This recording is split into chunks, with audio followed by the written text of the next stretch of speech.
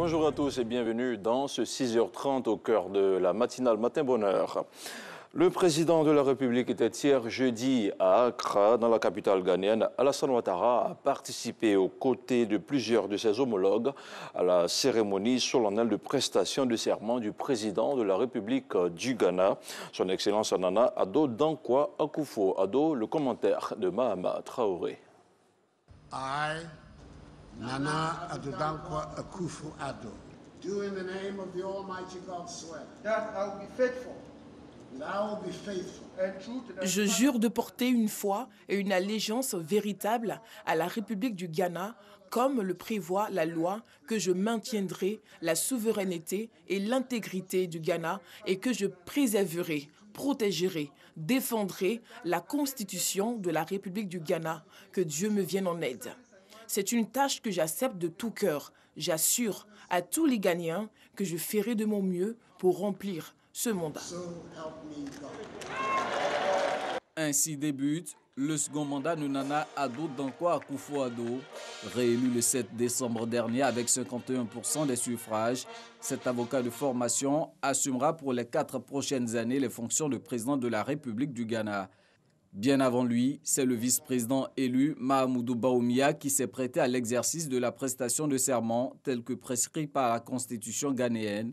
La cérémonie s'est tenue en présence d'une dizaine de chefs d'État africains au rang desquels le président ivoirien Alassane Ouattara.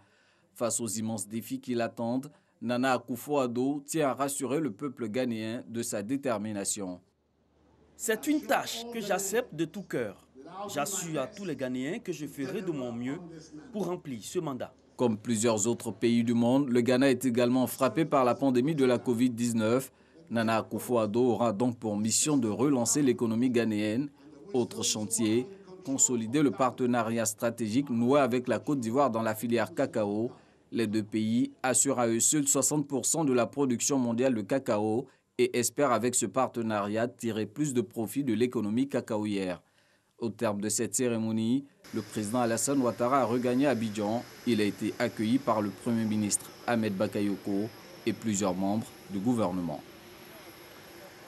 Et ici à Abidjan, le Premier ministre Ahmed Bakayoko a reçu hier jeudi à la primature une délégation de parents des victimes de la crise post-électorale.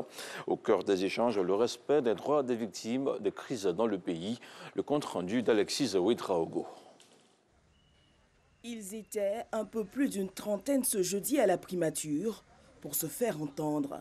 Aujourd'hui, on est venu pour rencontrer le Premier ministre pour faire un peu le point sur la situation des victimes de la crise post-électorale ainsi que les crises qui sont survenues un peu dans le pays.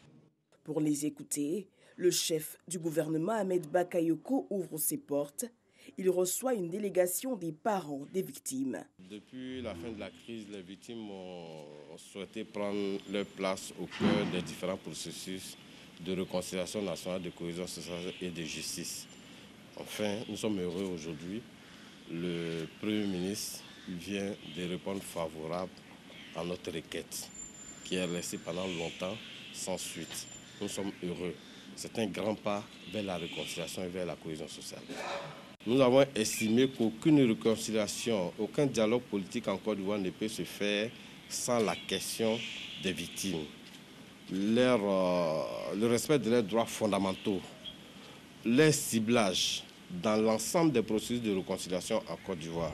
La question de la garantie de non-répétition de regains de violence et de commission des crimes de masse en Côte d'Ivoire. Ensuite, la lutte contre l'impunité. Une coopération claire et franche de l'État de Côte d'Ivoire avec la Cour pénale internationale et l'entrée en action de manière effective de la justice répressive ivoirienne afin que les droits et la dignité de l'ensemble des Ivoiriens soient préservés. Que la Côte d'Ivoire tourne le dos aux regards de violence aux commissions des crimes de masse afin qu'un environnement de paix et de justice soit créé dans notre pays. Et le gouvernement entend bien prendre note de ces doléances. Ils sont venus prendre leur place dans le processus de la réconciliation. En tant que ministre de la réconciliation, je note cela.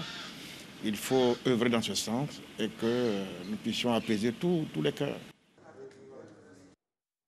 Autre chose à présent, la coalition des plateformes et des partis politiques de l'opposition va participer aux élections législatives du 6 mars 2021. L'annonce a été faite hier jeudi au siège du PDCI RDA à Cocody.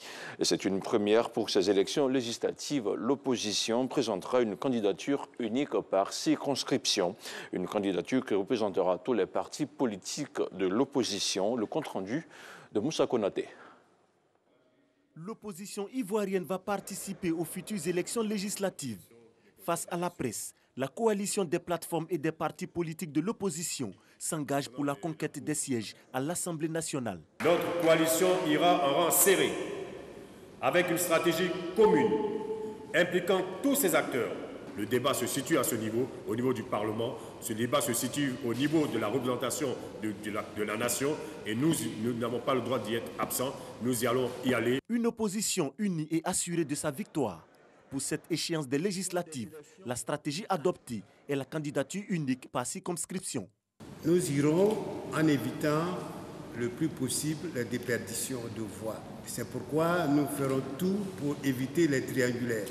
Nous ferons tout pour que, dans une circonscription, le meilleur soit le candidat de l'opposition. Il n'y aura pas un candidat contre un autre candidat. Il y aura un seul candidat par siège pour le compte de l'opposition. On ne va pas se combattre. On sera ensemble. On sera tous derrière le candidat qui sera choisi. La coalition des plateformes et des partis politiques de l'opposition prévoit des missions d'explication et de sensibilisation afin de galvaniser ses militants. Et on termine en image avec le ministre de l'Environnement et du Développement durable qui a effectué hier jeudi une visite d'inspection sur le site de production d'abeilles béton et SI béton situé le long de la baie du Banco. Une rencontre au cours de laquelle Joseph Sekaseka a invité les responsables des dites sociétés à prendre toutes les mesures temporaires et durables en vue de mettre fin aux émissions de poussière de ciment qu'engendrent leurs activités et qui causent d'énormes désagréments aux populations riveraines et aux usagers de l'autoroute du Nord. Les deux entreprises ont reçu des mises en demeure. Et voilà, c'est ici que l'on s'arrête pour ce premier point d'information au cœur de Matin Bonheur, l'info qui revient dans une demi-heure. Très exactement.